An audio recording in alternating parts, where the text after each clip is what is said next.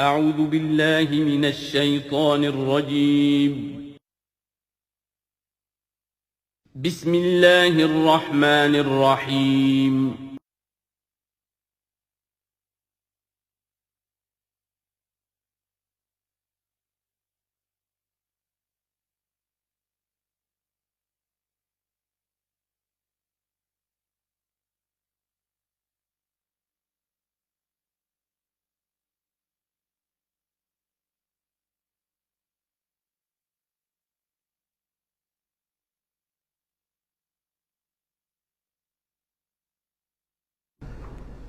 الحمدللہ وکفا والصلاة والسلام علی عبادہ الذین اصطفیٰ اما بعد فقد قال اللہ تبارک وتعالی کما ورد فی سورۃ الحشر اعوذ باللہ من الشیطان الرجیم بسم اللہ الرحمن الرحیم الم تر الی الذین نافقوا یقولون لاخوانهم الذین کفروا من اہل الکتاب لئن اخرجتم لنخرجن معکم ولا نطیع فیکم احدا ابدا وان قوتلتم لننصرنکم واللہ یشہد انہم لکاذبون صدق اللہ العظیم۔ غزوہ بنی نذیر میں جو بھی رول اور کردار تھا یہود کا، پھر ان کا جو انجام ہوا، وہ سورہ حشر کی پہلے رکوع میں بیان ہو چکا ہے۔ ساتھ ہی یہ کہ ایک بہت اہم حکم جو ہے شریعت کا اموال فے کے بارے میں، وہ بھی پہلے رکوع میں ہم پڑھ چکے ہیں۔ اب اس موقع پر منافقین کا جو کردار سامنے آیا تھا دوسرے رکوع میں، اس کے بارے میں گفتگو ہو رہی ہے۔ الم تر الی الذین نافقوا، کیا تم نے دیکھا نہیں ان لوگوں کو کہ جو منافق ہیں، جن کے دلوں میں نفاق نے ڈیرے جما لیے ہیں۔ یقولون لاخوانہم الذین کفروا من اہل الکتاب، وہ کہتے رہے اپنے ان بھائیوں سے کہ جو اہل کتاب میں سے جنہوں نے کفر کیا تھا، ان کے بھائی تھے، دوست تھے، ان کے تعلقات تھے، جو اہل کتاب میں سے تھے، اور وہ کفر پر اڑے رہے، ان سے انہوں نے کہا تھا یہ لئن اخرجتم لنخرجن معکم، دیکھو اگر تمہیں کبھی مدینے سے نکالا گیا ہم تمہارے ساتھ نکلیں گے۔ وہ دوستیاں جو ان کے درمیان حلیفانہ روابط تھے، اگر تمہیں کہیں نکالا جائے گا تو ہم بھی نکلیں گے۔ وَلَا نُطِيعُ فِيكُمْ أَحَدًا أَبَدًا، اور تمہارے معاملے میں کبھی بھی ہم کسی بھی شخص کی اطاعت نہیں کریں گے۔ یعنی ٹھیک ہے ہم ایمان تو لے آئے ہیں، مسلمانوں میں شامل ہو گئے ہیں، اور ہم محمد کا حکم مانتے بھی ہیں بعض معاملات کے اندر، لیکن یہ ہے کہ تمہارے ساتھ ہماری دوستی ہے وہ پختہ ہے، تمہارے ساتھ ہمارے حلیفانہ تعلقات ہیں وہ بہت قدیمی ہیں، اور ہمارا تمہارے معاملے میں جو ہے ہمارا طرز عمل تبدیل نہیں ہوگا، اور اگر کوئی اقدام محمد نے صلی اللہ علیہ وسلم تمہارے خلاف کرنے کا فیصلہ کیا تو ہم اس میں ان کا ساتھ نہیں دیں گے۔ لَنَخْرُجَنَّ مَعَكُمْ وَلَا نُطِيعُ فِيكُمْ أَحَدًا أَبَدًا وَإِن قُوتِلْتُمْ لَنَنصُرَنَّكُمْ، اور اگر تمہارے ساتھ جنگ کی گئی تو ہم لازماً تمہاری مدد کریں گے۔ وَاللَّهُ يَشْهَدُ إِنَّهُمْ لَكَاذِبُونَ، اور اللہ گواہی دیتا ہے کہ وہ جھوٹ بول رہے تھے۔ لَئِنْ أُخْرِجُوا لَا يَخْرُجُونَ مَعَهُمْ، اگر وہ نکالے جائیں گے وہ ان کے ساتھ نہیں نکلیں گے۔ وَلَئِنْ قُوتِلُوا لَا يَنصُرُونَهُمْ، اور اگر ان سے جنگ کی جائے گی تو وہ ان کی مدد نہیں کریں گے۔ وَلَئِنْ نَصَرُوهُمْ لَيُوَلُّنَّ الْأَدْبَارَ، اور اگر کہیں ان کی مدد کر بیٹھیں گے تو فوراً بھاگیں گے، پیچھے دکھا دیں گے۔ ثُمَّ لَا يُنصَرُونَ، اور پھر ان کی کہیں سے مدد نہیں ہو سکے گی۔ یعنی اگر ان میں جمع مردی ہوتی تو یہ سچے مسلمان ہی کیوں نہ بن گئے ہوتے؟ ایمان لائے تھے، اگر ہمت ہوتی ان میں، کوئی قوت ارادی ان کی صحیح ہوتی، کوئی غیرت اور حمیت ہوتی، کوئی اپنی ہی ذات کی عزت کا کوئی خیال ہوتا، تو یہ ہرچے بعد بعد پھر ایمان لانے کے بعد ان کا طرز عمل جو ہے کیوں نہ وہی ہو جاتا کہ جو اہل ایمان کا تھا۔ بودے ہیں، بودے ہونے کی وجہ سے تو نفاق پیدا ہوا ان میں۔ اب اگر یہ کہتے ہیں کہ ہم تمہاری مدد کریں گے اور لازماً لڑ جائیں گے، ہر ایک سے لڑ جائیں گے، تو یہ سب جھوٹ ہے۔ اول تو یہ کہ اگر یہ نکالے گئے تو وہ ان کے ساتھ نہیں نکلیں گے، ان سے جنگ کی گئی تو ان کا ساتھ نہیں دیں گے، اور اگر کوئی اکا دکا ان میں سے ایسا نکل بھی آیا سر پھرا کہ جو اپنے اس وعدے کو پورا کرنے کے لیے ان کے ساتھ شامل ہو کر جنگ کرے گا، تو پھر یہ کہ جھٹ وہ بھاگ جائے گا، میدان چھوڑ جائے گا، اور یہ کہ پیٹھ دکھا دے گا۔ لَأَنْتُمْ أَشَدُّ رَهْبَةً فِي صُدُورِهِم مِّنَ اللَّهِ، مسلمانوں یقیناً تمہارا ڈر ان کے دلوں میں کہیں زیادہ ہے بنسبت اللہ کے ڈر کے۔ یہ اللہ سے اتنا نہیں ڈرتے جتنے کہ تم سے ڈرتے ہیں۔ ذالک بانہم قوم لا یفقہون، اور یہ اس لیے ہے کہ انہیں اصل سمجھ حاصل نہیں۔ اصل سمجھ حاصل ہو تو ایمان حاصل ہو جائے، علم حقیقی حاصل ہو جائے، پھر آدمی جان لے کہ اصل زندگی تو آخرت کی زندگی ہے، دنیا کی زندگی تو کھیل کود اور تماشا ہے، اس کے سوا کچھ نہیں۔ لا یقاتلونکم جمیعا، یہ کبھی بھی جنگ نہیں کریں گے تمہارے خلاف مل کر، الا فی قری محصنۃ، مگر یہ کہ کہیں ایسی بستیوں میں کہ جن کو پوری طرح فورٹیفائڈ ہو، جن کی کہ فصیلیں کھڑی ہو، مضبوط ہوں، ان کے اندر سے ہو کر جنگ کریں گے، او من ورائے جدر، یا دیواروں کے پیچھے سے، باسہم بینہم شدید، ان کے آپس کے جھگڑے جو ہے وہ بہت سخت ہے۔ اگر تو خلوص اور اخلاص کسی میں شخص کے اندر ہو تو اللہ کے ساتھ مخلص کیوں نہ ہو جائے گا، اللہ کے رسول کے ساتھ کیوں نہ مخلص ہو جائے گا۔ ظاہر بات ہے کہ بزدلی اور خود غرضی، یہ دو چیزیں ہیں کہ جو در حقیقت ان کے مزاج کا جزو لا ینفک ہے، اور وہی تو اصل سبب ہے ان کے نفاق کا۔ تو یہ کسی اور کے ساتھ کیسے مخلص ہو جائیں گے؟ تحسبہم جمیعا وقلوبہم شتیٰ، تم سمجھتے ہو کہ یہ یکجا ہیں، اکٹھے ہیں، ان کا متحدہ محاذ ہے، جبکہ دل کے دل پھٹے ہوئے۔ ہمارے ہاں بھی سیاسی متحدہ محاذ، چاہے وہ نظام مصطفیٰ تحریک کا بنا تھا، اس کا بھی حال سب کو معلوم ہے کہ اس کے لیڈر جو ہیں علماء کرام ایک دوسرے کے پیچھے نمازیں نہیں پڑھتے تھے، متحدہ محاذ تھا وہ، اتحاد کیسا تھا؟ وہی بات، باسہم بینہم شدید، ان کے تو آپس کے اختلافات جو ہے وہ بہت شدید ہیں، ان کی آپس کی دشمنیاں، کدورتیں، کینے۔ تحسبہم جمیعا، تم سمجھتے ہو کہ یہ جمع ہے، اکٹھے ہیں، وقلوبہم شتیٰ، ان کے دل پھٹے ہوئے ہیں۔ ذالک بانہم قوم لا یعقلون، اور یہ اس لیے کہ وہ ایک ایسا گروہ ہے کہ جو عقل سے کام نہیں لیتے۔ کمثل الذین من قبلہم قریبا ذاقوا وبال امرہم، جیسے قصہ ان کا ہوا جو ان سے پہلے تھے ماضی قریب میں، یعنی بنو قینقاع۔ سب سے پہلے بنو قینقاع کا معاملہ ہوا تھا، پھر یہ بنی نضیر کا ہوا، پھر 5ویں سال میں غزوہ احزاب کے ضمیمے کے طور پر بنو قریظہ کا ہوا۔ وَلَهُمْ عَذَابٌ أَلِيمٌ، ان کے لیے بہت ہی دردناک عذاب ہے۔ کمثل الشیطان، یا پھر مثال ہے شیطان کی، اذ قال للانسان اکفر، جبکہ وہ انسان سے کہتا ہے کرو کفر، فلما کفر، اور جب انسان کفر کرتا ہے، قال انی بریء منک انی اخاف اللہ رب العالمین، وہ کہتا ہوں میں تم سے علیحدہ ہوں، میرا تم سے کوئی تعلق نہیں، میں تو اللہ سے ڈرتا ہوں جو تمام جہانوں کا رب اور مالک و پروردگار ہے۔ فَكَانَ عَاقِبَتَهُمَا أَنَّهُمَا فِي النَّارِ خَالِدَيْنِ فِيهَا، تو ان دونوں کی عاقبت یہ ہے کہ وہ شیطان بھی اور وہ انسان بھی، دونوں کی عاقبت یہ ہے کہ وہ رہیں گے آگ میں اور ہمیشہ ہمیشہ رہیں گے۔ وَذَلِكَ جَزَاءُ الظَّالِمِينَ، اور یہی ہے ظالموں کا بدلہ، جیسا کہ سورہ قاف میں ہم پڑھ چکے ہیں کہ وہ قرین جو ہوگا، اس گناہگار کافر اور مشرک کا جو قرین ہوگا، وہ جب لے کر آئے گا، حاضر کرے گا، قَالَ قَرِينُهُ هَذَا مَا لَدَيَّ عَتِيدٌ، اور اللہ تعالیٰ کی طرف سے حکم آئے گا فرشتوں کو، القیا فی جہنم کل کفار عنید، تو وہ کیا کہے گا، ربنا ما اطغیتہ ولکن کان فی ضلال بعید، اور اللہ تعالیٰ فرمائیں گے لا تختصموا لدی وقد قدمت الیکم بالوعید ما یبدل القول لدی وما انا بظلام للعبید۔ تیسرا رکوع اور آخری رکوع جو ہے اس سورہ حشر کا، یہ پھر قرآن مجید کا ایک بہت اہم مقام ہے۔ میں آج سوچ رہا تھا کہ میں بار بار جو کہتا ہوں آپ سے، یہ قرآن کا بہت اہم مقام ہے، یہ قرآن کا بہت اہم مقام ہے، تو اس کی بھی ایک حقیقت سمجھ لیجئے۔ قرآن حکیم میں تو کوئی ایک حرف اور ایک لفظ بھی غیر اہم نہیں ہے، البتہ مختلف اعتبارات سے مختلف مقامات کی ایک ریلیٹیولی زیادہ اہمیت ہے۔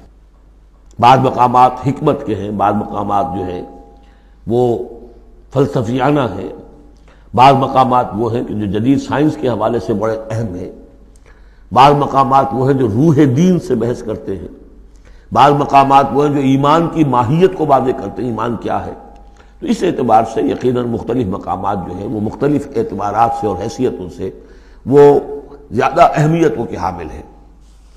اب یہ جو 7 آیتیں ہیں اس رکوع کی، تیسرے رکوع کی، اس میں فلسفہ، تصوف، پھر یہ کہ اس میں سب سے بڑا جو آ رہا حصہ وہ یہ ہے کہ جیسے 6 آیتیں سورہ حدید کی تھیں کہ جن میں اللہ کے اسماء و صفات کا ذکر ہے، جن میں تفصیل سے گفتگو نہیں کر سکا اور نہ اس کا موقع تھا، تو اسی طرح کا ہم وزن جو ہے 3 آیتیں آ رہی ہیں سورہ حشر کے آخر میں.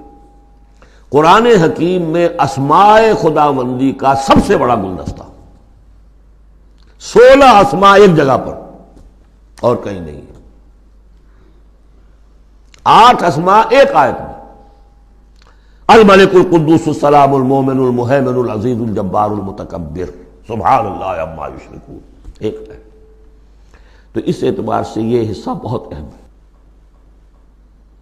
فرمایا یا ایھا الذین آمنوا اتقوا اللہ ولتنظر نفس ما قدمت لغد واتقوا اللہ ان اللہ خبیر بما تعملون. اہل ایمان اللہ کا تقوی اختیار کرو، اور چاہیے کہ ہر جان یہ دیکھتی رہے کہ اس نے کل کے لیے کیا آگے بھیجا ہے. اللہ کا تقوی اور آخرت کا احساس، کل کے لیے کیا بھیجا. ما قدمت لغد، یہ بڑی کل ہے. ایک کل تو وہ ہے کہ جو کل سورج طلوع ہوگا تو شروع ہو جائے گی، اور ایک بڑی کل وہ ہے آنے والی ہے جو بعث بعد الموت کے بعد آنے والی ہے. وہ بڑی کل ہے. اس کل کے لیے کیا بھیجا ہے آگے، کیا سامان ہے، کیا توشہ ہے، کیا تم نے کمائی ہے جو جمع کرائی ہے. وہ جو اس کائناتی حکومت کا جو سب سے بڑا ریزرو بینک ہے، امپیریل بینک ہے اس کائنات کا، اللہ تعالیٰ کے ہاں کیا جمع کرایا. اور دیکھیے 2 مرتبہ ایک آیت میں واتقوا اللہ، اللہ کا تقوی، اللہ کا خوف. لیکن یہ خوف اصل میں اس طرح کا خوف نہیں ہوتا جو کسی خوفناک شے کا خوف ہوتا ہے. ایک ہے شیر کا خوف یا سانپ کا خوف، ایک خوف والد کا خوف ہوتا ہے، وہ محبت کے تحت ہوتا ہے.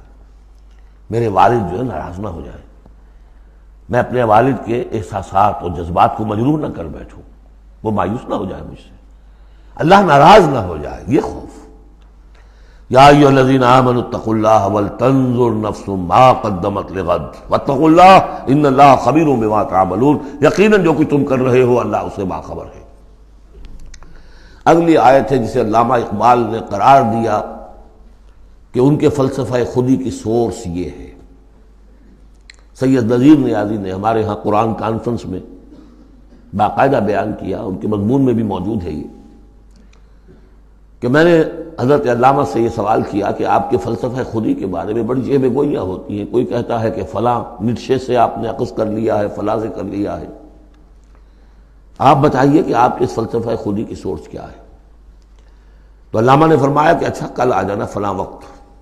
تو کہتے ہیں کہ میں اتنا خوش رہا کہ شاعر مشرق اور حکیم الامت مجھے یہ اعزاز بخش رہے ہیں کہ میں جاؤں گا اور وہ مجھے ڈکٹیٹ کرائیں گے کہ میرے فلسفہ خودی کی سورس کیا ہے.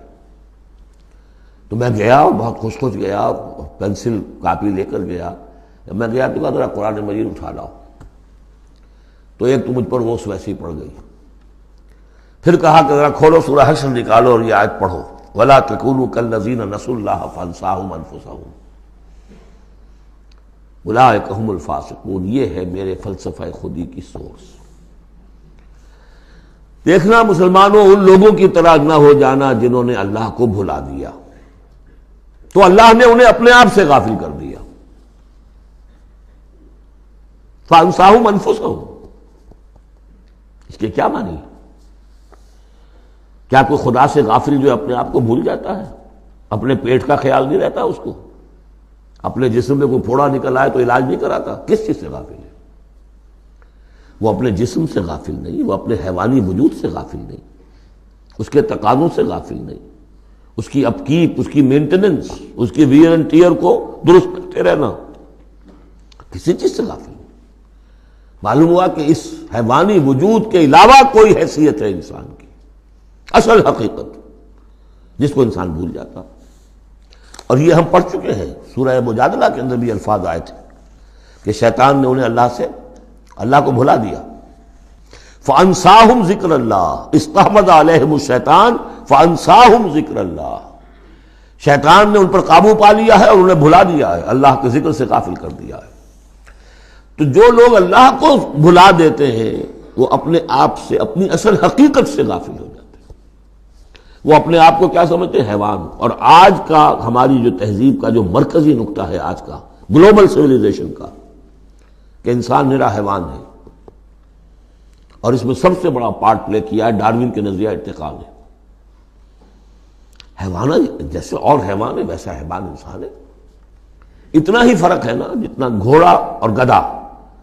گدھا ذرا کورس قسم کا ہے، ذرا گھٹیا رف قسم کا جانور ہے، اور ذرا گھوڑا فائن ہے، ریفائنڈ ہے، تمکنت والا. باقی بنیادی فرق کیا ہے گدھے میں اور گھوڑے میں؟ اسی طرح گوریلا اور شمپینزی اور انسان، کیا فرق ہے؟ اتنا ہی فرق ہے جتنا گدھے اور گھوڑے میں ہے، اتنا ہی گوریلا اور شمپینزی اور انسان میں ہے. کوئی فرق نہیں. وہی موٹیوز جو ان کے ہیں وہی موٹیوز ان کے ہیں، سارے وہی موٹیوز ہیں. سائیکالوجی ہے تو اسی پر چل رہی ہے. جو محرکات عمل ہے انسان کے وہ وہی ہے جو حیوان کے، کوئی اور ہے ہی نہیں.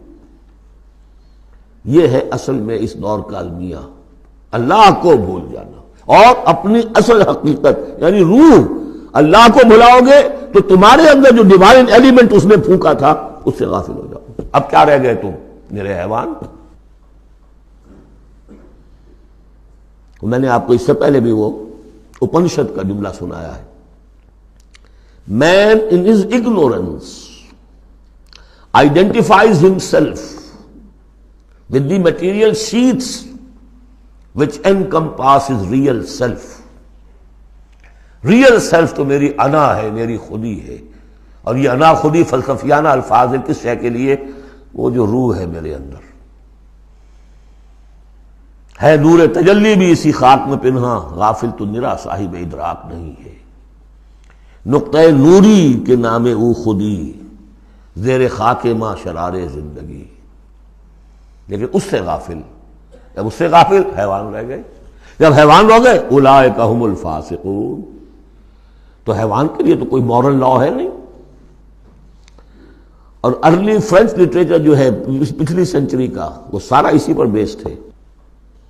وہ ساری دلیل یہاں سے لاتے ہیں کہ انسانوں نے اپنے اوپر قیدیں لگا لی ہیں. بیوی بیٹی ماں میں فرق کرنا، حیوانات میں کوئی فرق کرتا ہے؟ نیوڈسٹ کلب سے اگر پوچھے کہتے ہیں حیوانات میں سے کوئی لباس پہنتا ہے؟ انسان نے خام کا تکلف ایجاد کر لیا. ان کے لیے سورس ہے وہی حیوانوں کی زندگی، انہی سے سبق حاصل کرو. یہ ہے انسان کے اندر صرف حیوان نہیں ہے.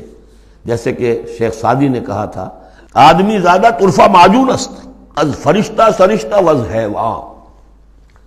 یہ جو انسان ہے آدم زاد یہ ایک معجون مرکب ہے.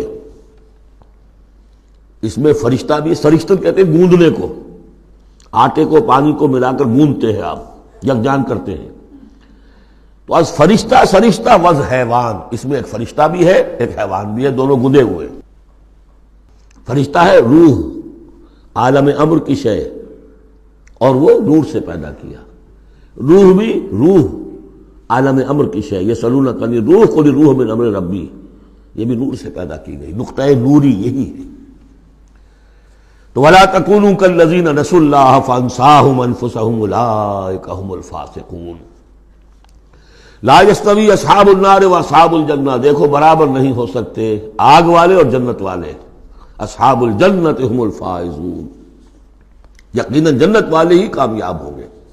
اللہم ربنا اجعلنا منہم، اللہم ادخلنا الجنت مع الابرار، اللہم اجرنا من النار، یا مجیرو یا مجیرو یا مجیر. اس کے بعد آیت آئی ہے قرآن مجید میں عظمت قرآن کے بیان میں عظیم ترین آیت. لو انزلنا هذا القرآن على جبل لرأيته خاشعا متصدعا من خشیۃ اللہ. اگر ہم اس قرآن کو اتار دیتے کسی پہاڑ پر تو تم دیکھتے کہ وہ دب جاتا، متصدعا پھٹ جاتا، من خشیۃ اللہ، اللہ کے خوف سے. میں نے جو شروع میں تعارف قرآن پر جو گفتگو کی تھی اس میں اس کا حوالہ دیا تھا عظمت قرآن کے لیے. قرآن ایز سچ، قرآن فی نفسہ ہی اس کی عظمت کیا ہے. ایک ہے قرآن کی افادیت کیا ہے، دو چیزیں جدا ہیں. ایک فی نفسہ ہی وہ کیا ہے، اس کی عظمت کیا ہے. ایک یہ کہ اس کا فائدہ کیا ہے، افادیت کیا ہے. افادیت پر بس ہم آیت پڑھ چکے، لیکن خاص طور پر دو آیتیں سورہ یونس کی. یا ایھا الناس قد جاءتکم موعظۃ من ربکم وشفاء لما فی الصدور وہدی ورحمۃ للمؤمنین. قل بفضل اللہ وبرحمتہ فبذلک فلیفرحوا هو خیر مما یجمعون. لیکن قرآن فی نفسہ ہی اگر ہم اسے اتار دیتے کسی پہاڑ پر تو تم دیکھتے کہ وہ دب جاتا، پھٹ جاتا. اور اس کے لیے میں تشریح کر چکا ہوں. سورہ اعراف میں جو معاملہ ہوا تھا کہ حضرت موسیٰ علیہ السلام نے عرض کیا تھا اللہ سے رب ارنی انظر الیک، اور اللہ نے فرمایا کہ تم مجھے نہیں دیکھ سکتے، لن ترانی ولکن انظر الی الجبل فإن استقر مکانہ فسوف ترانی. ذرا اس پہاڑ کو دیکھو، ہم اپنی تجلی اس پر ڈالیں گے، اگر وہ سہار جائے، کھڑا رہ جائے اپنی جگہ پر، برداشت کر جائے، تو تم بھی سمجھنا کہ ہاں ہمیں دیکھ سکو گے. فلما تجلی ربہ للجبل، جب اس کے رب نے ایک اپنا پرتو، ایک جلوہ، ایک تجلی کیا ہے؟ روشنی، ایک نور. اس نور کا جو اللہ نے تعالی نے وہ پرتو ڈالا اس پہاڑ پر، جعلہ دکا وخر موسیٰ صعقا، وہ ریزہ ریزہ ہو گیا. اور تجلی باری تعالی، ذات باری تعالی کی تجلی کے بالواسطہ مشاہدے کا اثر ہوا ہے کہ حضرت موسیٰ بے ہوش ہو کر گر گئے. اب نوٹ کیجئے، یہ بالکل وہی بات ہے جو تمثیل کی شکل میں آ رہی ہے. فرق کیا ہے؟ وہ تجلی ذات تھی باری تعالی کی، یہ تجلی صفات ہے. کلام اللہ، اللہ کا کلام ہے. کلام متکلم کی صفت ہوتا ہے، اس کی بھی تاثیر وہی ہے جو ذات باری تعالیٰ کی تاثیر ہے. اس کو علامہ اقبال نے ادا کیا ہے، فاش گویم آنچ در دل مضمرست. میں صاف ہی کھول کے بیان کر دوں جو میرے دل میں مضمر ہے، چھپی ہوئی بات ہے. این کتابیں نیست چیزیں دیگر است. یہ قرآن کتاب نہ سمجھو، اسے کتاب نہیں، کچھ اور ہے. کیا ہے؟ مثل حق پنہاں ہم پیداست. آج ہم نے وہ آیت بھی پڑھ لی، الظاہر والباطن، اللہ الظاہر بھی ہے الباطن بھی ہے. تو ذات باری تعالیٰ جیسے الظاہر بھی ہے الباطن بھی ہے، اسی طرح مثل حق پنہاں وہ ہم پیداست، یہ چھپا ہوا بھی ہے اور ظاہر بھی ہے، سامنے بھی ہے. اس لیے میں بیان کر چکا ہوں وہاں سورہ واقعہ میں، لا یمسہ الا المطہرون، جب تک کہ اندر پاک نہ ہو چکا ہو قرآن کے حقیقی معرفت اور معانی تک انسان پہنچ نہیں سکتا. چھلکوں تک رہے گا، ہڈی ہوگی اس کے ہاتھ میں، گودا نہیں ہوگا اس کے پاس. ماذ قرآن مغزہ برداشتے استخاں پیش سگاں انداختے، مغز تک نہیں پہنچ سکتا. وہ ہے اصل میں قرآن مجید کا معاملہ کہ تجلی صفات باری تعالی صفت ہے کلام کی، اور کلام میں آپ کو معلوم ہے متکلم کی پوری شخصیت جو ہے منعکس ہو جاتی ہے. کوئی شخص ہے، کوئی بھٹیارن ہے، کوئی اور ہے، بڑمونجا ہے، اب ان کی اپنی زبان ہے، ان کا ایک جملہ آپ سنیں گے پتہ چل جائے گا یہ کون بول رہا ہے، یہ کون بول رہی ہے. اس لیے کہ پوری شخصیت، ان کا ذہن و فکر کا حدود اربع، ان کی تہذیب و تمدن کے ساتھ کس درجے ان کا کوئی تعلق ہے یا نہیں ہے، سب واضح ہو جائے گا. تانت بازی راگ پایا. تو اللہ کا کلام ہے یہ. لو انزلنا هذا القرآن على جبل لرأيته خاشعا متصدعا من خشية الله وتلك الامثال نضربها للناس لعلهم يتفكرون.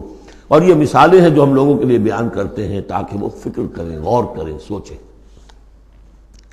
اب یہاں سے وہ 3 آیتیں شروع ہو رہی ہیں، وہاں 6 تھیں. صفات اور اسماء ہمارے ہاں جو ایمان کے لیے جو یاد کیے ہوں گے آپ نے، اگر اللہ تعالیٰ نے بچپن میں یہ موقع آپ کو دیا ہو، تو ایمان مجمل، ایمان مفصل. ایمان مجمل کے الفاظ کیا ہے؟ آمنت باللہ کما ہوا باسمائہ و صفاتہ وقبلت جمیع احکامہ. تو اسماء اور صفات، صفات باری تعالیٰ کے موضوع پر سورہ حدید کی پہلی 6 آیات، یہ قرآن مجید کا ذروہ سلام ہے، چوٹی. سلام چوٹی، ذروہ کہتے ہیں اونٹ کے کوہان کو، کوہان کی بھی اونچی جو سب سے نمایاں شے ہوتی ہے. اسماء پر یہ سب سے بڑا گلدستہ ہے. اور ایک خاص بات جو میں نے وہاں نوٹ نہیں کرائی تھی آپ کو، سورہ حدید میں واحد مقام ہے قرآن مجید کا جہاں اسماء باری تعالیٰ کے مابین حرف عطف واو آیا ہے، هو الاول والآخر والظاہر والباطن، اور کہیں نہیں ہے. 4 اسماء آئے ہیں سورہ جمعہ کے شروع میں، یسبح للہ ما فی السماوات و ما فی الارض الملک القدوس العزیز الحکیم، کوئی حرف واو نہیں۔ اور 8 اسماء آئیں گے یہاں پر، الملک القدوس السلام المومن المہیمن العزیز الجبار المتکبر، کوئی حرف واو نہیں۔ وہو العزیز الحکیم، یہ نہیں هو العزیز والحکیم نہیں۔ اس کی وجہ کیا ہے؟ اللہ تعالیٰ کے تمام اسماء، اللہ کی تمام صفات اس کی ذات میں بیک وقت موجود ہیں۔ واو میں تو مغایرت پیدا ہو جاتی ہے، واو میں تراخی پیدا ہو جاتی ہے، لیکن یہاں کیوں آئے سورہ حدید میں؟ اس لیے کہ اول و آخر بیک وقت نہیں ہو سکتے، وہ حال عقلی ہے۔ ظاہر و باطن ایک وقت میں ہو سکتے ہیں، میرا ظاہر میرا باطن یہ تو ایک ہی وقت میں موجود ہے، قرآن کا ظاہر اور قرآن کا باطن ایک وقت میں موجود ہے، اول و آخر ایک نہیں ہو سکتے، اس لیے وہاں واو لایا گیا، هو الاول والآخر والظاہر والباطن۔ بہرحال اب یہاں پر نوٹ کیجیے، هو اللہ الذی لا الہ الا هو، وہی ہے اللہ جس کے سوا کوئی الہ نہیں، عالم الغیب والشہادہ، جاننے والا ہے کھلے کا اور چھپے کا، وہ بھی جو تمہارے سامنے ہے اور وہ بھی کہ جو تمہاری نگاہوں سے پوشیدہ ہے۔ اس لیے کہ غیب اور شہادہ جو ہے یہ ہمارے اعتبار سے، اللہ کے اعتبار سے نہیں، وہی ہے اللہ کے جس کے سوا کوئی الہ نہیں۔ هو اللہ الذی لا الہ الا هو عالم الغیب والشہادہ، یہ بھی ایک نام کی حیثیت سے شمار ہوتا ہے، جو اسماء 99 گنے جاتے ہیں، عالم الغیب والشہادہ یہ ایک نام ہے اللہ کا۔ اور میں عرض کر رہا تھا کہ اللہ کے لیے سب شہادہ ہی شہادہ، غیب ہے ہی نہیں، اس نقطے کو یہاں سمجھ لیجئے، اس لیے کہ یہ سورہ جن میں آئے گا پھر دوبارہ، اور بہت اہم طریقے پر آئے گا۔ جب قرآن میں غیب اور شہادہ کا لفظ آتا ہے وہ ہمارے اعتبار سے، کہ ہمارے لیے ایک چیز وہ ہے کہ جو ہمارے حواس خمسہ کی گرفت کے دائرے کے اندر آ جاتی ہے، چاہے وہ ٹیلیسکوپ سے آئی ہے اور چاہے وہ مائکروسکوپ سے آئی ہے، لیکن دیکھنے والی شے ہماری آنکھ ہے۔ غیب وہ ہے جو ہم سے چھپا لیا گیا، جنت ہے، دوزخ ہے، آخرت ہے، فرشتے ہیں، خود سب سے بڑی ذات باری تعالیٰ ہے، لیکن اللہ ہر شے کا جاننے والا ہے۔ هو الرحمن الرحیم، وہ رحمان ہے اور رحیم ہے، اس پر سورہ فاتحہ پڑھتے ہوئے میں نے وضاحت کی تھی۔ هو اللہ الذی لا الہ الا هو، وہی ہے اللہ جس کے سوا کوئی الہ نہیں، الملک بادشاہ حقیقی، القدوس پاک، السلام سلامتی اور سالم، ہر اعتبار سے سالم، کوئی اس کو نزل پہنچانے والا نہیں ہے، ہر عیبوں سے پاک، المومن امن دینے والا، امان دینے والا، المہیمن پناہ میں لینے والا، العزیز زبردست، مطلق العنان جس کی اتھارٹی ایبسلیوٹ ہے، الجبار دباؤ رکھنے والا، المتکبر عظمت والا، بڑائی والا۔ یہ 8 نام آئے ہیں، الملک، القدوس، السلام، المومن، المہیمن، العزیز، الجبار، المتکبر۔ سبحان اللہ عما یشرکون، اللہ پاک ہے ان تمام چیزوں سے جو یہ شرک کرتے ہیں۔ هو اللہ الخالق البارئ المصور، وہی ہے اللہ، اب 3 نام اور آگے، الخالق، الباری، المصور، ان میں خاص ربط ہے۔ خلق، اس میں سب سے پہلے اگر ہم اپنے اوپر قیاس کریں تو پہلے کوئی شے بنانے سے پہلے ذہن میں ایک نقشہ بنتا ہے۔ بڑھئی نے میز بنانی ہے، اس کے ذہن میں میز کا نقشہ پہلے بن چکا ہے، کرسی بنانی، کرسی کا نقشہ بن چکا ہے، یہ اس کی ذہنی تخلیق ہے۔ پھر وہ اسے ظاہر کرتا ہے عالم واقعہ میں، وہ لکڑی کی میز بنا کر اسے واقعہ نمایاں کر دیتا ہے، لے آتا ہے۔ پھر اس کی تصویر، فنیشنگ ٹچز، اس کو رنگ روغن، یہ تینوں مرحلے ایک ہی پروسیس کے ہیں۔ اللہ نے تخلیق فرمائی، پھر اس کو ظاہر کیا، عدم کے پردے سے نکال کر اور وجود کے پردے میں لے آیا۔ باری، برا کہتے ظاہر کرنے والا، من قبل ان نبرأہا، اس سے پہلے کہ ہم اسے ظاہر کریں۔ ما اصاب من مصیبت فی الارض ولا فی انفسکم الا فی کتاب من قبل ان نبرأہا، سورہ حدید میں آیت پڑھ چکے ہیں۔ وہی ہے الخالق، الباری، المصور، لہ الاسماء الحسنی، تمام اچھے نام اسی کے ہیں۔ یسبح لہ ما فی السماوات والارض، یہاں نوٹ کر لیجئے، یسبح لہ ما فی السماوات وما فی الارض نہیں ہے، یسبح لہ ما فی السماوات والارض۔ سورہ حدید کے شروع میں تھا سبح للہ ما فی السماوات والارض، سورہ حشر میں آیا سبح للہ ما فی السماوات وما فی الارض۔ یہاں یسبح للہ ما فی السماوات والارض، اور پھر 2 مرتبہ آئے گا یسبح للہ ما فی السماوات وما فی الارض، سورہ جمعہ کے شروع میں بھی، سورہ تغابن کے شروع میں بھی۔ وَهُوَ الْعَزِيزُ الْحَكِيمُ۔ دیکھیے اس سورہ مبارکہ کی خاص خصوصیت یہ ہے، شروع بھی ہوئی تسبیح کے ساتھ، اختتام بھی تسبیح کے ساتھ، شروع میں بھی العزیز الحکیم، زبردست حکمت والا، آخر میں بھی العزیز الحکیم۔ سورۃ الممتحنہ، بسم اللہ الرحمن الرحیم۔ سورہ ممتحنہ کا جو زمانہ نزول ہے معین کر لیجئے، یہ ان 2 رکوعوں کے ساتھ سمجھیے کہ جو سورہ توبہ میں ہم نے پڑھے، دوسرا اور تیسرا رکوع۔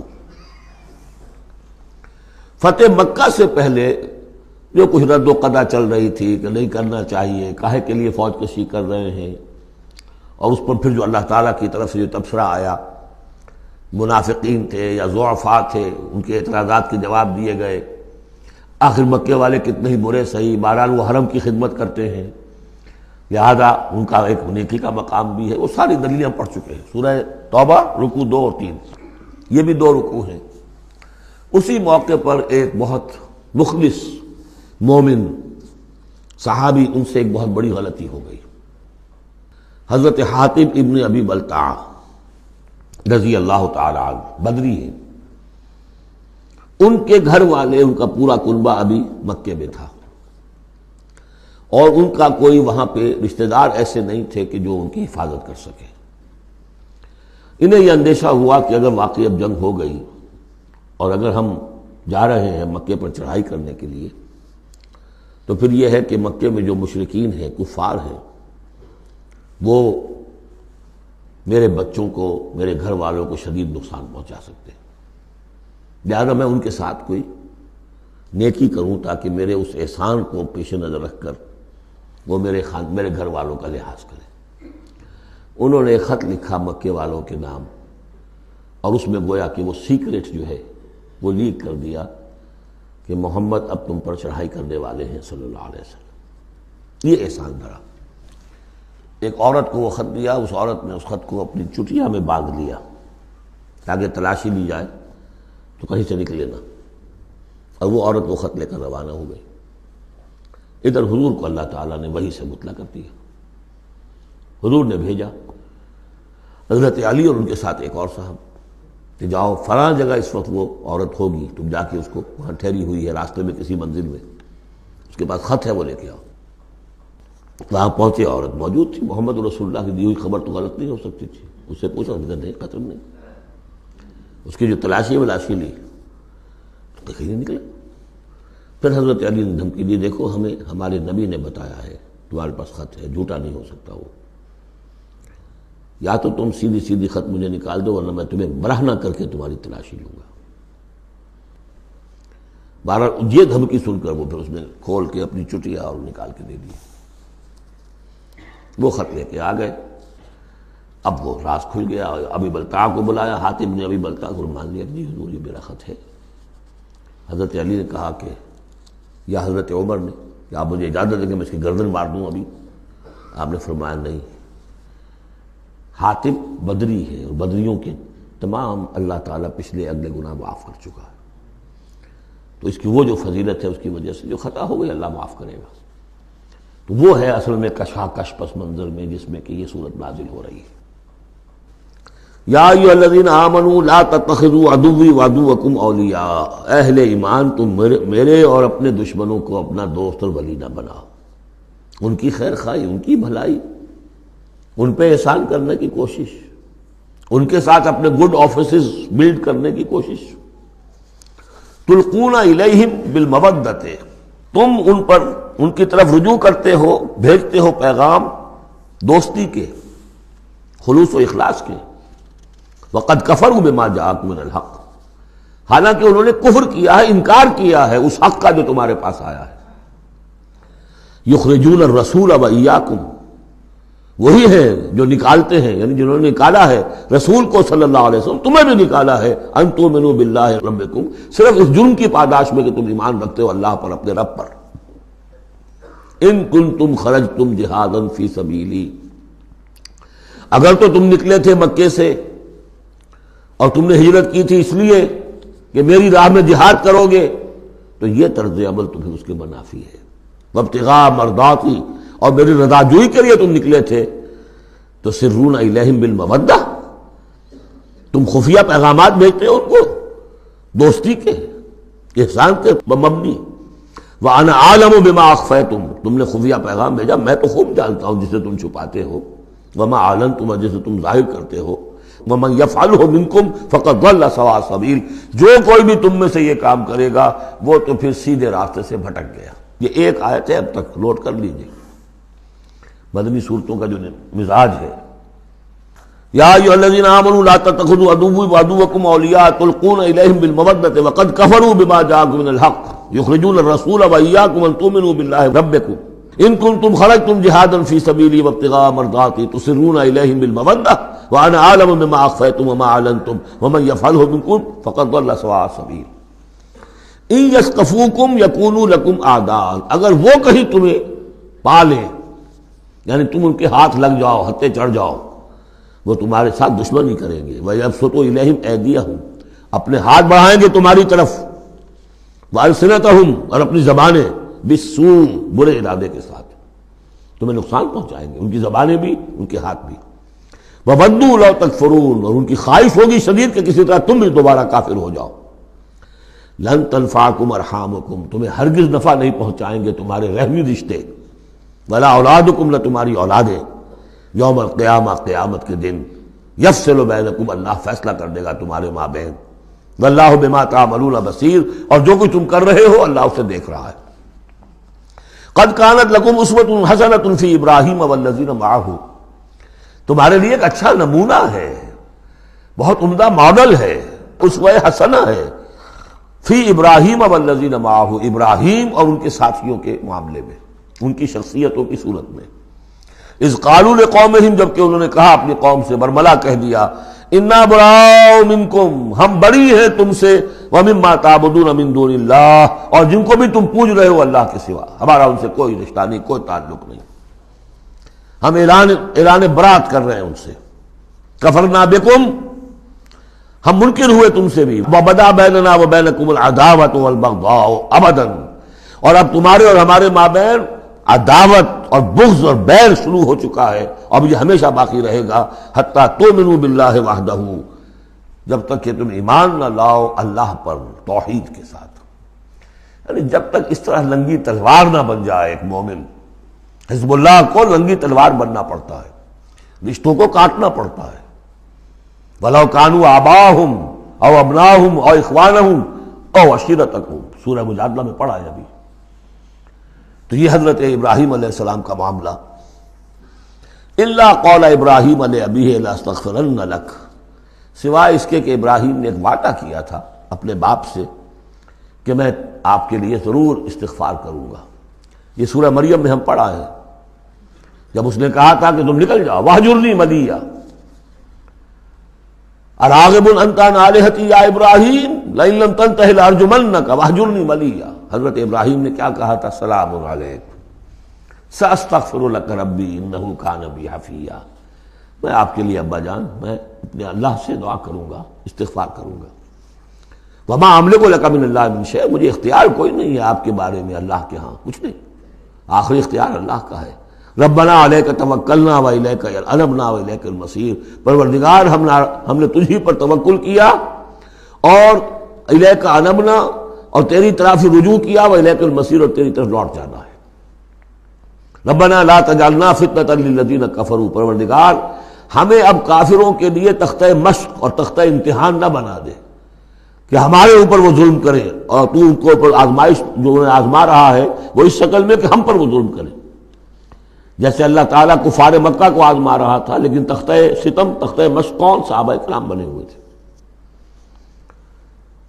واغفر لنا، اور ہمیں بخش دے، انک انت العزیز الحکیم، یقیناً تو ہی ہے سب کچھ زبردست اور حکمت والا۔ اب یہاں نوٹ کر لیجئے کہ سورہ توبہ میں آ چکا ہے کہ حضرت ابراہیم نے آخر میں آ کر تبرأ منہ، جب انہیں معلوم ہو گیا کہ میرا باپ تو دشمن ہے، اللہ کا دشمن ہے، تو برات کی۔ یہ آیتیں جو ہیں یہ سن 8 میں فتح مکہ سے قبل نازل ہو رہی ہیں۔ حاتب بن بلتع کا واقعہ ہے، ابھی مکے طرف روانگی نہیں ہوئی ہے، اور وہ آیتیں جو ہیں وہ سن 9 میں نازل ہو رہی ہیں، اس کے بھی ذی قعدہ کے بھی بعد، جبکہ واپس آ گئے حضور صلی اللہ علیہ وسلم تبوک سے، لہذا وہ ہوگی محکم، اور یہ بات جو ہے اس کے پہلے یہ گویا کہ تابع رہے گی۔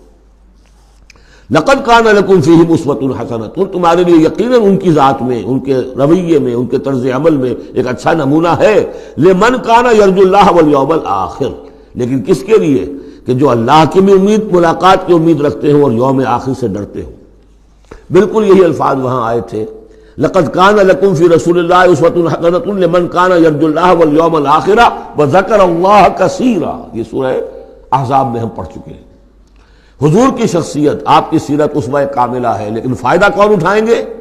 فائدہ صرف وہی اٹھا سکیں گے کہ جو اللہ پر بھی ایمان رکھتے ہوں، آخرت پر بھی ایمان رکھتے ہوں، اور کثرت کے ساتھ اللہ کا ذکر کرتے ہوں۔ اسی طریقے سے یہاں لقد کان لکم فیہم اسوۃ حسنۃ لمن کان یرجو اللہ والیوم الآخر ومن یتولی فإن اللہ هو الغنی الحمید، اور جو منہ پھیر لے، پیٹھ موڑ لے، اللہ غنی ہے، حمید ہے، اللہ کو کسی کی پرواہ نہیں، کوئی احتیاج نہیں۔ اب آخری مسئلہ آ رہا ہے خاص طور پر بعض خواتین کا۔ ہوا یہ تھا کہ صلح حدیبیہ میں طے ہو گیا تھا، جو سن 6 میں ہوئی، کہ مکے سے اگر کوئی مسلمان بھاگ کر جائے گا مدینے تو آپ کو واپس کرنا ہوگا، اور مدینے سے اگر کوئی مسلمان مرتد ہو کر واپس آئے مکے تو ہم واپس نہیں کریں گے۔ یہ شرط تھی، اور شرط مان لی تھی حضور نے۔ اس کے بعد معاملہ پیش آ گیا چند خواتین کا۔ اب ظاہر بات ہے کہ اب خواتین جو ہے ان میں سے کوئی مدینے آ گئی، مطالبہ ہوا ان کا واپس کریں، جو مسلمان تھی ایمان لے آئی تھی۔ حضور نے فرمایا نہیں، وہ مردوں پر بحث تھی، ساری گفتگو جو ہوئی تھی وہ رجال سے متعلق تھی، نساء کی نہیں، لہذا ان کو واپس نہیں کیا جائے گا، اور نہیں کیا گیا۔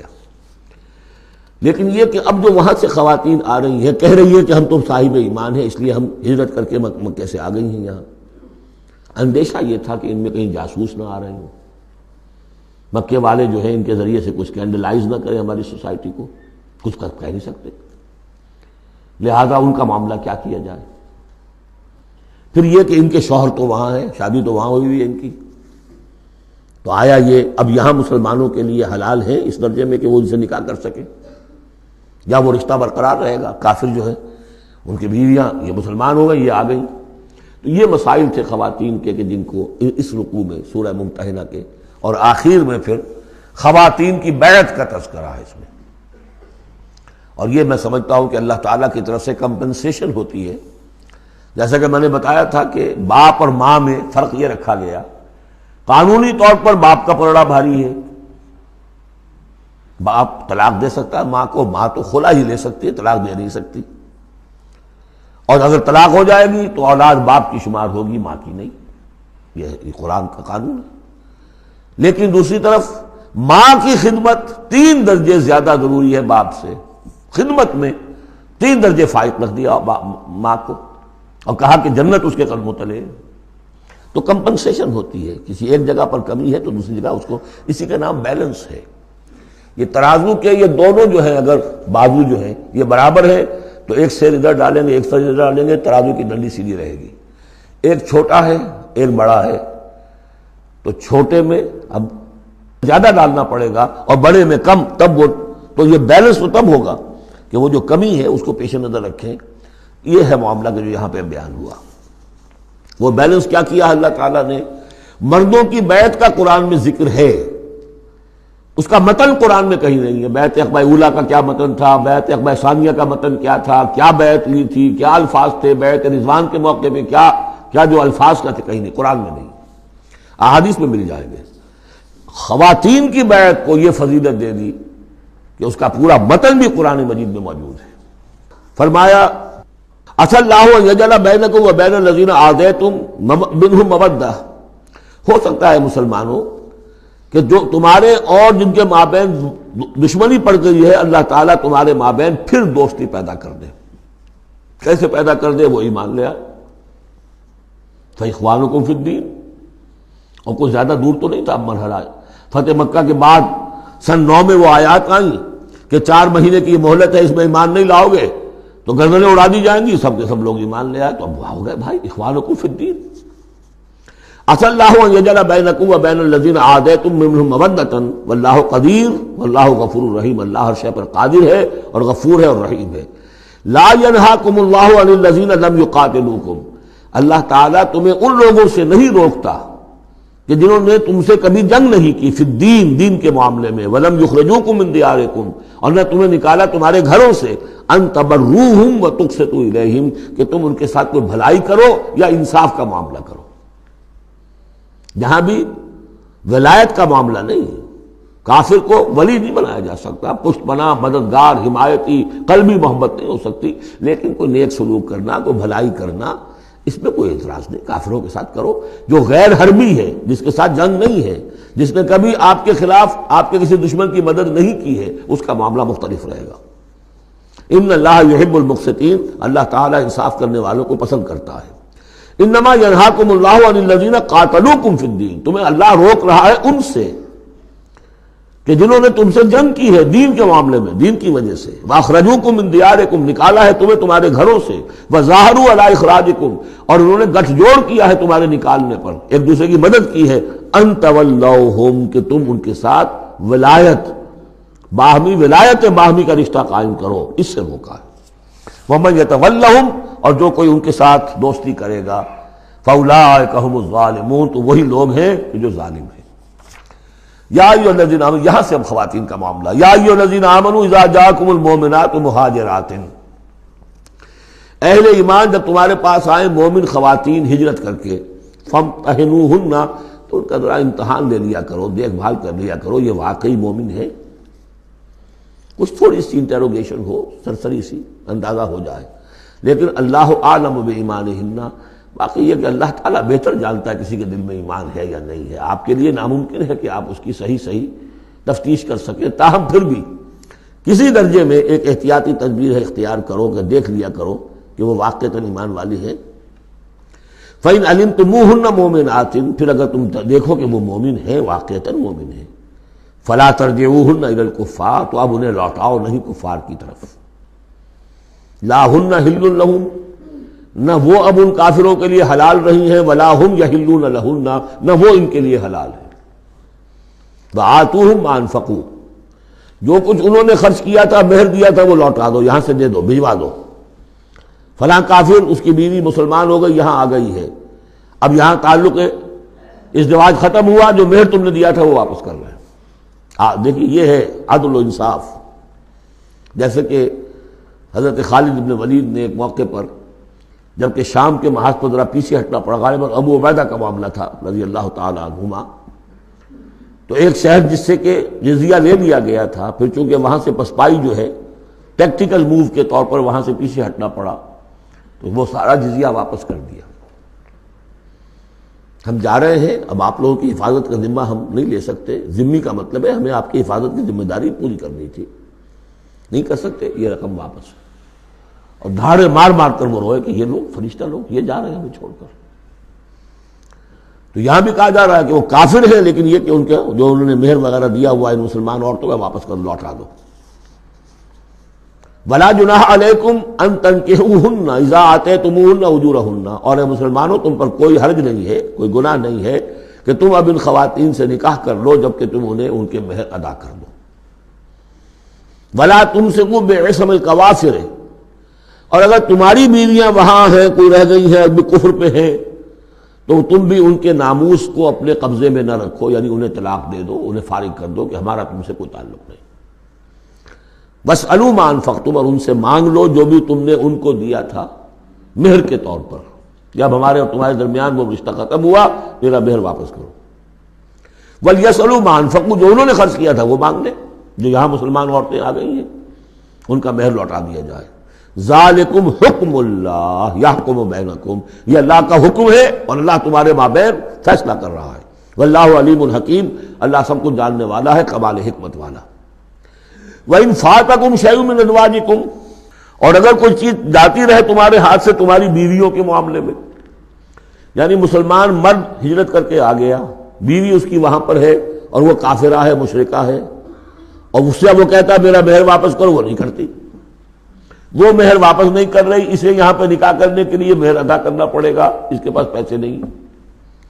اس مسئلے کا حل بتایا، وَإِنْ فَاتَكُمْ شَيْءٌ مِّنْ أَزْوَاجِكُمْ، تمہارے کچھ لوگوں کی طرف سے اگر انہیں یہ نقصان پہنچ جائے کہ انہیں وہ مہر واپس نہ ملے، فَعَاقَبْتُمْ إِلَى الْكُفَّارِ، یہ کفار کے ہاں رہ گیا، وہ نہیں دے رہے تم مہر، فَعَاقَبْتُمْ، پھر اگر کہیں تمہارا ہاتھ پڑ جائے، کہیں کسی جگہ تمہیں فتح مل جائے، کہیں سے تمہیں مال غنیمت یا مال فے ہاتھ آ جائے، فَآتُوا الَّذِينَ ذَهَبَتْ أَزْوَاجُهُمْ، تو ان لوگوں کو کچھ دے دلا دو کہ جن کی بیویاں جاتی رہیں اس کفر اور اسلام کی وجہ سے، رشتہ جو کٹ گیا ہے، تاکہ اب وہ اپنی اس رقم سے جو انہیں دی جا رہی ہے وہ یہاں نکاح کر سکیں، اور جو خواتین وہاں سے آ رہی ہیں جن کا کہ حکم دے دیا گیا کہ یہاں سے ان کے مہر واپس کر دو، تو اب ان سے وہ نکاح کریں گے تو مہر دیں گے تو تب ہوگا نا۔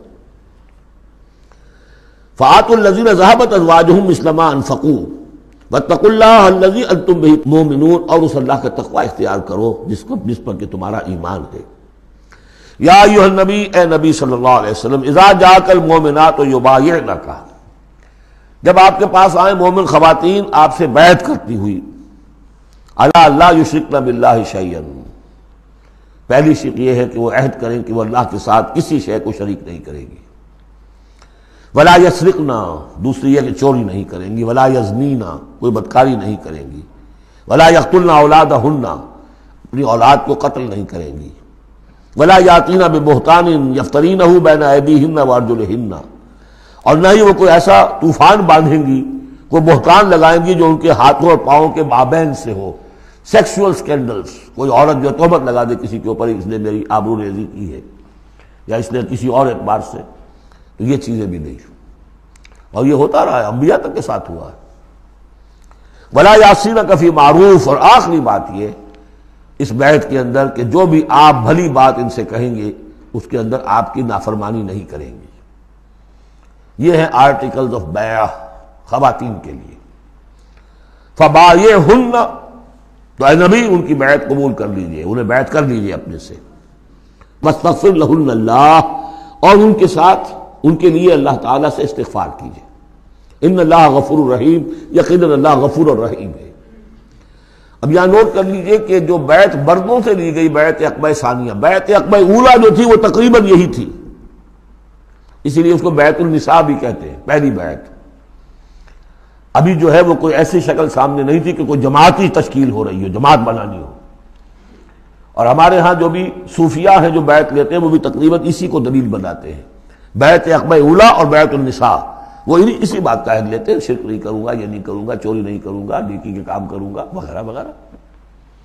تو صوفیاء کی بیعت، خواتین کی بیعت اور بیعت عقبہ اولیٰ تقریباً یہ ہے۔ لیکن وہ بیعت جس سے کہ جماعتی زندگی وجود میں آئی وہ بیعت عقبہ ثانیہ ہے۔ حضرت عبادہ ابن صامت رضی اللہ تعالی عنہ سے اس کی پورا اس کا ٹیکسٹ جو ہے وہ موجود ہے، متفق علیہ حدیث ہے، جس کو بخاری میں بھی ہے، مسلم میں بھی ہے۔ بایعنا رسول اللہ صلی اللہ علیہ وسلم، وہ فرماتے ہم نے بیعت کی تھی اللہ کے رسول سے صلی اللہ علیہ وسلم، علی السمع والطاعۃ، آپ کا ہر حکم سنیں گے، اطاعت کریں گے، فی العسر، تنگی اور مشکل میں بھی، والیسر، اور آسانی میں بھی، والمنشط، اس حالت میں بھی کہ ہماری طبیعتوں میں انشراح ہو کہ ہاں یہ کام واقعتاً بہت مفید ہے، صحیح ہے، والمکرہ، اور اس حالت میں بھی کہ ہمیں اپنی طبیعتوں پر جبر کرنا پڑے، ہمیں اس فیصلے کے ساتھ اتفاق نہ ہو، وعلی اثرۃ علینا، اور اس کے باوجود کہ دوسروں کو ہم پر ترجیح دے دی جائے۔ ترجیح دے دی جائے کس بات میں؟ آپ امیر بنا رہے ہیں فلاں شخص کو، یہ تو ابھی نوبارد ہے، ابھی آیا ہے، ابھی شامل ہوا ہم میں، اور ہم پرانے آپ کے ساتھی ہیں، نہیں، پریروگیٹو ہے یہ آپ کا، جس کو چاہیں امیر بنائیں۔ وعلی اللہ نضال الامر اہلہ، جنہیں آپ ذمہ دار بنائیں گے ان سے ہم جھگڑیں گے نہیں، ان سے لڑیں گے نہیں، ان کی اطاعت کریں گے۔ من اطاعنی فقد اطاع اللہ ومن عصانی فقد عصی اللہ ومن اطاع امیری فقد اطاعنی ومن عصی امیری فقد عصانی۔ وعلی نقول بالحق اینما کنا، آخری شق یہ کہ ہم حق بات ضرور کہیں گے جہاں کہیں بھی ہوں گے. لا نخاف فی اللہ لومۃ لائم، ہم کسی ملامت کرنے والے کی ملامت کے خوف سے اپنی زبان بند نہیں کریں گے.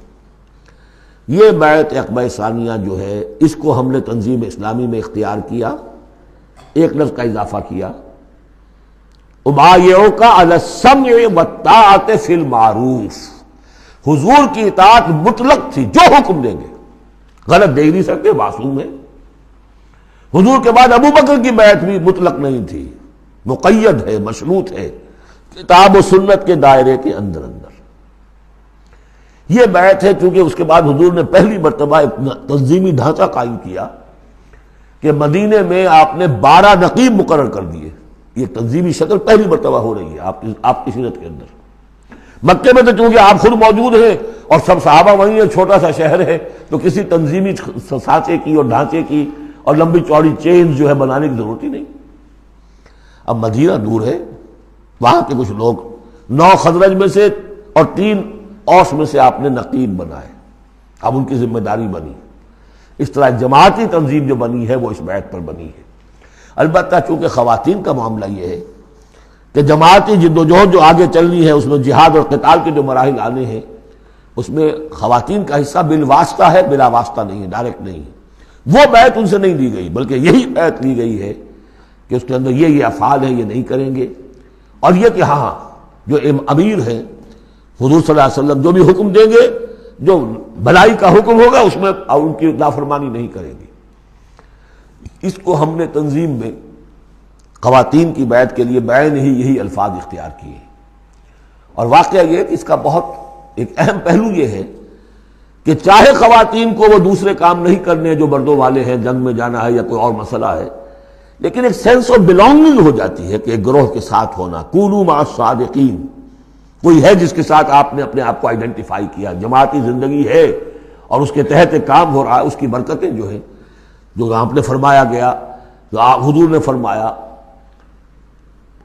یہ حضرت عمر کا قول ہے، اثر ہے، لا اسلام الا بالجماعہ ولا جماعہ الا بالامارہ ولا امارہ الا بالسماع ولا سماع الا بالطاعہ. کوئی اسلام نہیں ہے بغیر جماعت کے، کوئی جماعت نہیں بغیر امارت کے، کوئی امارت نہیں بغیر حکم سننے کے، اور سننے کا کوئی فائدہ نہیں جب تک مانا نہ جائے. حضور نے فرمایا علیکم بالجماعہ ید اللہ علی الجماعہ، تم پر لازم ہے کہ جماعت کی شکل میں رہو، اور اللہ کی مدد اور تائید جماعت کے ساتھ ہوتی ہے. اور اس جماعت سازی کے لیے جو مسنون اور منسوس اور معصور بنیاد ہے وہ ہے بیعت، جس کو ہم نے چھوڑ دیا. دوسرے طریقے جو ہے جماعت سازی کے، دستور ہو، دستور کے مطابق پھر قوانین ہو، بائی لاز ہو، یہ بھی حرام نہیں ہے، یہ بھی مباح ہے. لیکن مباح ہونا اور بات ہے، اور منسوس ہونا، مسنون ہونا، معصور ہونا یہ بالکل اور بات ہے. زمین و آسمان کا فرق ہے. بہرحال ہم نے تنظیم اسلامی میں اس بیعت ہی کے نظام کو اختیار کیا. اللہ کا شکر ہے کہ جو ایک انسٹیٹیوشن اسلام کا بالکل ختم ہو گیا تھا، ڈیڈ، متروک، ہم نے اسے زندہ کیا ہے. آخری آیت ہے، یا ایھا الذین آمنوا لا تتولوا قوما غضب اللہ علیہم. اہل ایمان ان لوگوں کے ساتھ دوستی نہ کرو جن پر اللہ کا غضب ہے. جہاں سے یہ صورت شروع ہوئی تھی، اختتام پر پھر وہی بات آ گئی. قد یئسوا من الآخرہ، یہ آخرت سے مایوس ہو چکے ہیں. کما یئس الکفار من اصحاب القبور، جیسے کہ کفار مایوس ہو چکے ہیں اصحاب قبور میں سے.